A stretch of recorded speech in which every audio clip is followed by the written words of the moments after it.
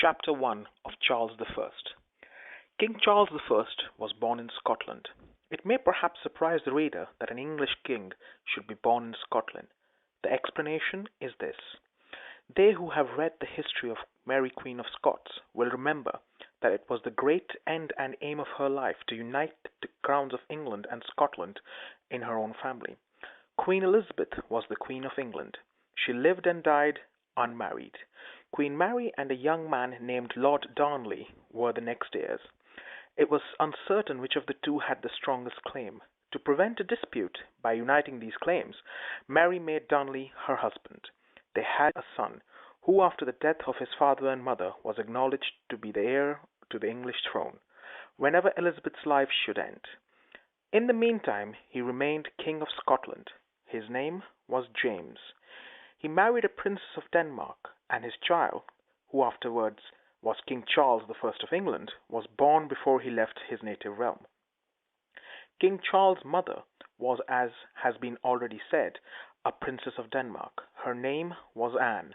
The circumstances of her marriage to King James were quite extraordinary and attracted great attention at that time. It is, in some sense, a matter of principle among kings and queens that they must only marry persons of royal rank like themselves, and as they have very little opportunity of visiting each other, residing as they do in such distant capitals, they generally choose their consorts by the reports which come to them of the person and characters of the different candidates. The choice, too, is very much influenced by political considerations, and is always more or less embarrassed by negotiation with other courts, whose ministers make objections to this or that alliance, on account of its supposed interference with some of their own political schemes. As it is very inconvenient, moreover, for a king to leave his dominions, the marriage ceremony is usually performed at the court where the bride resides, without the presence of the bridegroom, he sending an ambassador to act as his representative. This is called being married by proxy. The bride then goes to her royal husband's dominions, accompanied by a great escort. He meets her usually on the frontiers, and there she sees him for the first time after having been married to him some weeks by proxy. It is true indeed that she has generally seen his picture, that being usually sent to her before the marriage contract is made. This, however, is not a matter of much consequence, as the personal predilections of a princess have generally very little to do with the question of her marriage. Now King James had concluded to propose for the oldest daughter of the King of Denmark, and he entered into negotiations for this purpose. This plan, however, did not please the government of England, and Elizabeth, who was then the English Queen, managed to embarrass and interfere with the scheme, that the King of Denmark gave his daughter to another claimant. James was a man of very mild and quiet temperament, easily counteracted and thwarted in his plans. But this disappointment aroused his energies, and he sent a splendid embassy into Denmark to demand the king's second daughter, whose name was Anne. He prosecuted this suit so vigorously that the marriage articles were soon agreed to and signed. Anne embarked and set sail for Scotland.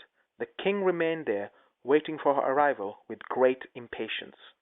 At length, instead of his bride, the news came that the fleet in which Anne had sailed had been dispersed and driven back by a storm, and that Anne herself had landed on the coast of Norway.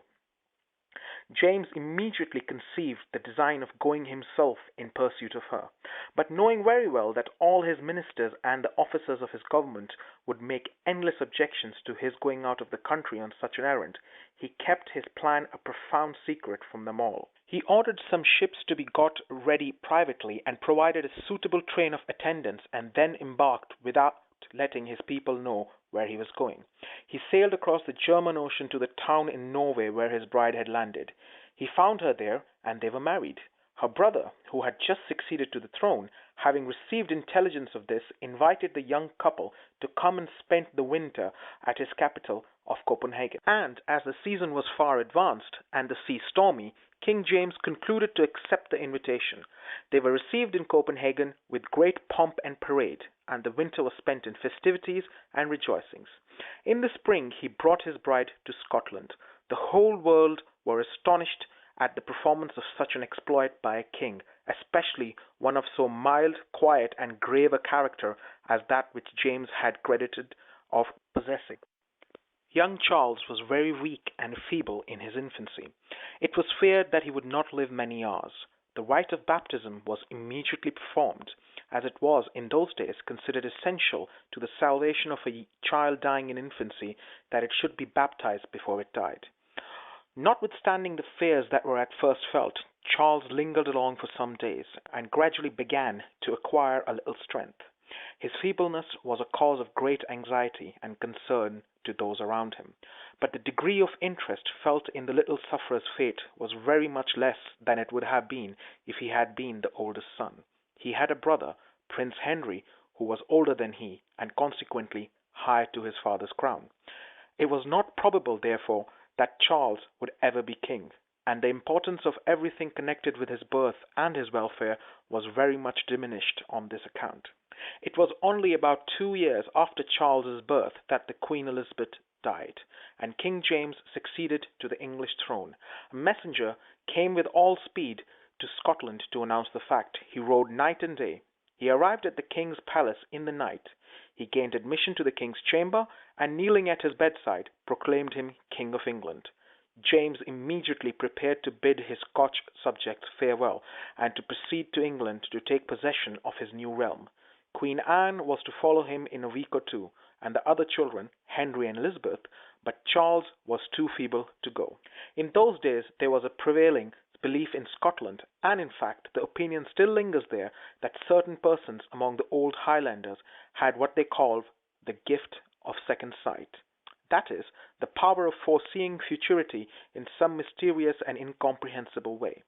An incident is related in the old histories connected with Charles's infancy, which is a good illustration of this. While King James was preparing to leave Scotland to take possession of the English throne, an old Highland laird came to bid him farewell. He gave the king many parting counsels and good wishes, and then overlooking the older brother, Prince Henry, he went directly to Charles, who was then about 2 years old, and bowed before him, and kissed his hand with great appearance of regard and veneration. King James undertook to correct his supposed mistake by telling him that that was his second son, and that the other boy was the heir to the crown. "No," said the old laird, "I am not mistaken. I know to whom I am speaking. This child, now in his nurse's arms, will be greater than his brother. This is the one who is to convey his father's name and titles to succeeding generations." The prediction was fulfilled, for the robust and healthy Henry died, and the feeble and sickly-looking Charles lived and grew, and succeeded in due time to his father's throne. Now, inasmuch as at the time when this prediction was uttered there seemed to be little human probability of its fulfillment, it attracts attention. Its unexpected and startling character made everyone notice and remember it, and the old laird was at once an object of interest and wonder. It is probable that this desire to excite the admiration of the auditors, mingled insensibly with a sort of poetic enthusiasm which a rude age and mountainous scenery always inspire, was the origin of a great many such predictions as these. And then, in the end, those only which turned out to be true were remembered, while the rest were forgotten. And this was the way that the reality of such prophetic powers came to be generally believed in. Feeble and uncertain of life as the infant Charles appeared to be, they conferred upon him, as is customary in the case of young princes, various titles of nobility. He was made a duke, a marquis, an earl, and a baron, and before he had strength enough to lift up his head in his nurse's arms, his title as duke was Duke of Albany, and as this was the highest of his nominal honors, he was generally known under the designation while he remained in Scotland. When his father left him in order to go to England and take possession of his new throne, he appointed a governess to take charge of the health and education of the young duke. This governess was Lady Cary. The reason why she was appointed was not because of her possessing any peculiar qualifications for such a charge, but because her husband, Sir Robert Cary, had been the messenger employed by the English government to communicate to James the death of Elizabeth, and to announce to him his accession to the throne. The bearer of good news to a monarch must always be rewarded, and James recompensed Sir Robert for his service by appointing his wife to the post of governess of his infant son. The office undoubtedly had its honors and emoluments, with very little responsibility or care. One of the chief residences of the English monarchs is Windsor Castle. It is situated above London, on the Thames, on the southern shore. It is on an eminence overlooking the river and the delightful valley through which the river here meanders. In the rear is a very extensive park or forest, which is penetrated in every direction by rides and walks almost innumerable. It has been for a long time the chief country residence of the British kings. It is very spacious, containing within its many walls many courts and quadrangles, with various buildings surrounding them, some ancient and some modern. Here King James held his court after his arrival in England, and in about a year he sent for the little Charles to join him. The child travelled very slowly and by very easy stages, his nurse and attendants watching over him with great solicitude all the way. The journey was made in the month of October. His mother watched his arrival with great interest. Being so feeble and helpless, he was of course her favorite child. By an instinct which very strongly evinces the wisdom and goodness which implanted it, a mother always bestows a double portion of her love upon the frail, the helpless, and the suffering. Instead of being wearied out with protracted and incessant calls for watchfulness and care, she feels only a deeper sympathy and love in proportion to the infirmities which call for them, and thus finds her highest happiness in what we might expect would be a weariness and a toil. Little Charles was 4 years old when he reached Windsor Castle. They celebrated his arrival with great rejoicings, and a day or two afterwards they invested him with the title of Duke of York, a still higher distinction that he had before attained. Soon after this, when he was perhaps 5 or 6 years of age, a gentleman was appointed to take charge of his education. His health gradually improved, though he still continued helpless and feeble. It was a long time before he could walk on account of some malformation of his limbs. He learned to talk too, very late and very slowly. Besides the general feebleness of his constitution, which kept him back in all these things, there was an impediment in his speech, which affected him very much in childhood, and which in fact never entirely disappeared. As soon, however, as he commenced his studies under his new tutor, he made much greater progress than had been expected. It was soon observed that the feebleness which had attached to him pertained more to the body than to the mind. He advanced with considerable rapidity in his learnings. His progress was in fact in some degree promoted by his bodily infirmities, which kept him from playing with the other boys of the court, and led him to like to be still, and to retire from scenes of sport and pleasure which he could not share. The same cause operated to make him not agreeable as a companion, and he was not a favorite among those around him. They called him Baby Charlie. His temper seemed to be in some sense soured by the feeling of his inferiority, and by the jealousy he would naturally experience in finding himself, the son of a king, so outstripped in athletic sports by those whom he regarded as his inferiors in rank and station. The lapse of a few years, however, after this time, made a total change in Charles's position and prospect. His health improved, and his constitution began to be confirmed and established. When he was about 12 years of age, too, his brother Henry died. This circumstance made an entire change in all his prospects of life. The eyes of the whole kingdom, and in fact of all Europe, were now upon him as the future sovereign of England. His sister Elizabeth, who was a few years older than himself, was about this time married to a German prince with great pomp and ceremony, young Charles acting the part of brideman. In consequence of his new position as heir apparent to the throne, he was advanced to new honors and had new titles conferred upon him, until at last, when he was 16 years of age, he was made Prince of Wales, and certain revenues were appropriated to support a court for him, that he might be surrounded with external circumstances and insignia of rank and power corresponding with his prospective greatness. In the meantime his health and strength rapidly improved, and with the improvement came a taste for manly and athletic sports, and the attainment of excellence in them. He gradually acquired great skill in all the exploits and performances of the young men of those days, such as shooting, riding, vaulting, and tilting at the tournaments. From being a weak, sickly, and almost helpless child, he became at 20 an active, athletic young man, full of life and spirit, and ready for any romantic enterprise. In fact, when he was 23 years old, he embarked in a romantic enterprise which attracted the attention of all the world. The enterprise will presently be described. There was at this time in the court of King James a man who became very famous afterwards as a favorite and follower of Charles.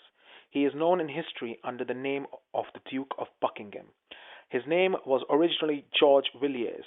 He was a very handsome young man, and he seems to have attracted King James's attentions at the first on this account. James found him a convenient attendant and made him at last his principal favorite. He raised him to a high rank and conferred upon him, among other titles, that of Duke of Buckingham. The other persons about the court were very envious and jealous of his influence and power, but they were obliged to submit to it. He lived in great state and splendor, and for many years was looked up to by the whole kingdom as one of the greatest personages in the realm. We shall learn hereafter how he came to his end. If the reader imagines from the accounts which have been given thus far in this chapter of the pomp and parade of royalty, of the castles and the ceremonies, the titles of nobility, and the various insignia of rank and power, which we have alluded to so often, that the mode of life which royalty led in those days was lofty, dignified, and truly great, he will be very greatly deceived. All these things were merely for show, things put on for public display, to gratify pride and impress the people who never looked behind the scenes, with high ideas of the grandeur of those, as they were taught, ruled over them by a divine right. It would be hard to find in any class of society, except those reputed infamous, more low, gross, vulgar modes of life than have been exhibited generally in the royal palaces of Europe the last 500 years, King James I has among English sovereigns rather a high character for sobriety and gravity of deportment, and purity of morals, but the glimpses we get of the real, everyday routine of his domestic life are such as to show that the pomp and parade of royalty is mere glittering tinsel after all. The historians of the day tell such stories as these. The king was at one time very dejected and melancholy, when Buckingham contrived this plan to amuse him.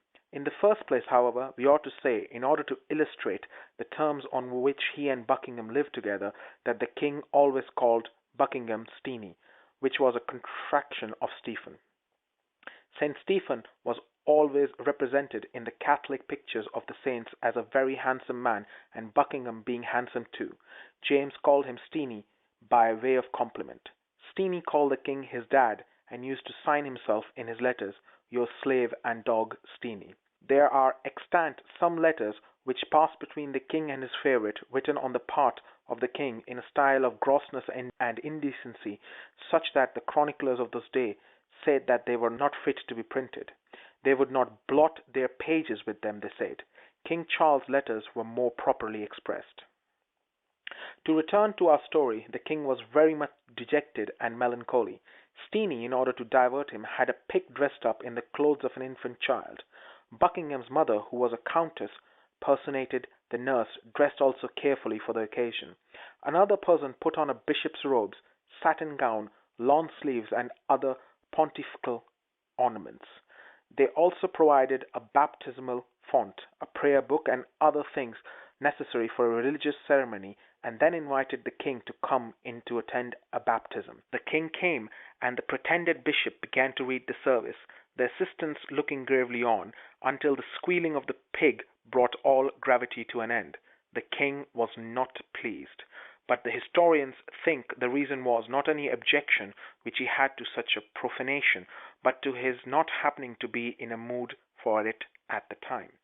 There was a negotiation going on for a long time for a marriage between one of the king's sons, first Henry and afterward Charles, and a princess of Spain. At one time the king lost some of the papers, and was storming about the palace in a great rage because he could not find them. At last he chanced to meet a certain Scotchman, a servant of his, named Gibb, and like a vexed and impatient child who lays the charge of a lost plaything upon anybody who happens to be at hand To receive it, he put the responsibility of the loss of the papers upon Gibb. "I remember," he said, "I gave them to you to take care of. What have you done with them?" The faithful servant fell upon his knees and protested that he had not received them. The king was only made the more angry by this contradiction, and kicked the Suchman as he kneeled before the floor. The man rose and left the apartment, saying, "I have always been faithful to your majesty, and have not deserved such treatment as this. I cannot remain in your service under such a degradation. I shall never see you again." He left the palace and went away. A short time after this, the person to whose custody the king had really committed the papers came in, and on learning that they were wanted, produced them. The king was ashamed of his conduct.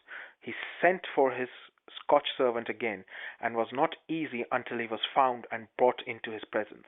The king kneeled before him and asked for his forgiveness, and said he should not rise until he was forgiven. Gibb was disposed to evade the request and urged the king to rise, but James would not do so until Gibb said he forgave him in so many words. The whole case shows how little of dignity and noble bearing there was in the manners and conduct of the king in his daily life. Though we are almost ready to overlook the ridiculous childishness and folly of his fault, on account of the truly noble frankness and honesty with which he acknowledged it. Thus, though everything in which royalty appeared before the public was conducted with great pomp and parade, this external magnificence was then, and always has been, an outside show, without anything corresponding to it within. The great mass of the people of England saw only the outside. They gazed with admiration at the spectacle of magnificence and splendor which royalty always presented to their eyes, whenever they beheld it from the distant and humble point of view with which their position afforded them. Prince Charles, on the other hand, was behind the curtain. His childhood and youth were exposed fully to all the real influences of the scenes. The people of England submitted to be governed by such men, not because they thought them qualified to govern, or that the circumstances under which their character were formed were such as were calculated to form, in a proper manner, the mind of the rulers of a Christian people. They did not know what those circumstances were. In their conceptions they had grand ideas of royal character and life, and imagined the splendid palaces with which some saw, but more only heard of, at Westminster, were filled with true greatness and glory. They were really filled with vulgarity, vice, and shame. James was to them King James I, monarch of Great Britain, France, and Ireland, and Charles was Charles, Prince of Wales, Duke of York, and heir apparent to the throne. Whereas within the palace, to all who saw them and knew them there, and really, so far as their true moral position was concerned, the father was Old Dad, and the son was their father always called him till he was 24 years old, Baby Charlie. End of chapter 1 of King Charles I.